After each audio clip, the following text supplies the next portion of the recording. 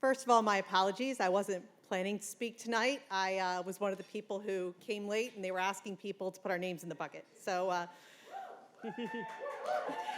but thank you. So, let's see.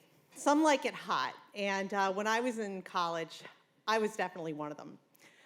I dated Gustavo, I dated Romero, and they were amazing salsa dancers. They were sweet, they were gorgeous, they had perfect teeth. And we were young, we were stupid, and they treated me exactly like young, stupid boys did back then. And so I decided at one point that I was going to come up with a new strategy, and I wasn't gonna like it hot anymore. I was gonna date ugly. I'd figured out that if I traded this one coupon and I dated ugly, I was gonna find loyal guys who could not believe they were with me. Now, I'm 49 now, and I know you're looking at me tonight, and again, I wasn't planning to speak, so you gotta have to picture me a lot thinner and with a better butt and a much better bra. And I had it going for me, and I decided that I was going to go and find guys named Sean or John, and they would take me to movies, and we were just gonna have a really nice, polite time, and I was gonna teach them how to salsa dance and merengue, and it was gonna be lovely and totally predictable, and they would never break my heart. And I got to my 30th birthday, and I was with John. And I decided that, he was a perfectly good lump, you know? We've all dated the lump, right?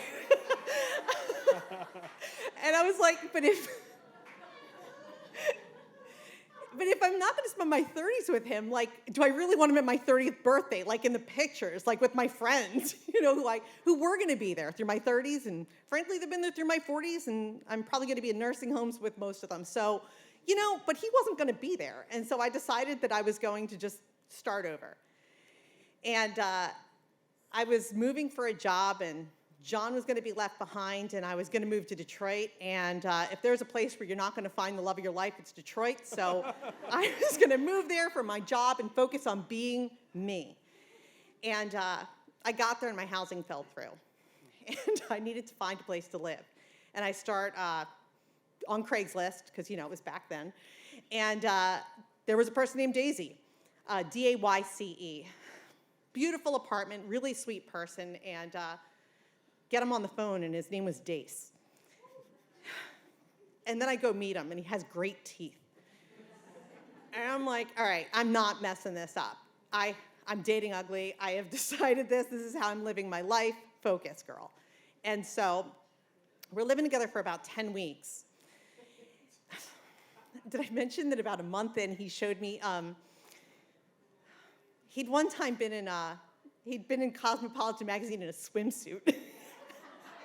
I'm like, steady, girl, don't. So we get to about 10 weeks, and my very kind, sweet, respectful roommate tells me that he's been talking with his dad about me and the fact that he thinks he wants to spend the rest of his life with me, and he thought it was important for me to know.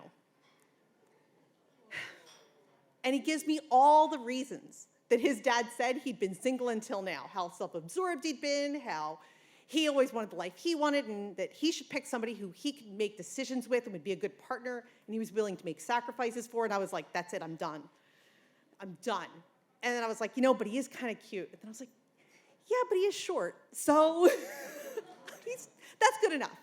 And the next day I called my mom, and I was like, I'm flying in my roommate. You're going to meet him, like, Friday. This was Sunday. And I'm like, you're going to meet him in 5 days. This is it. I'm done.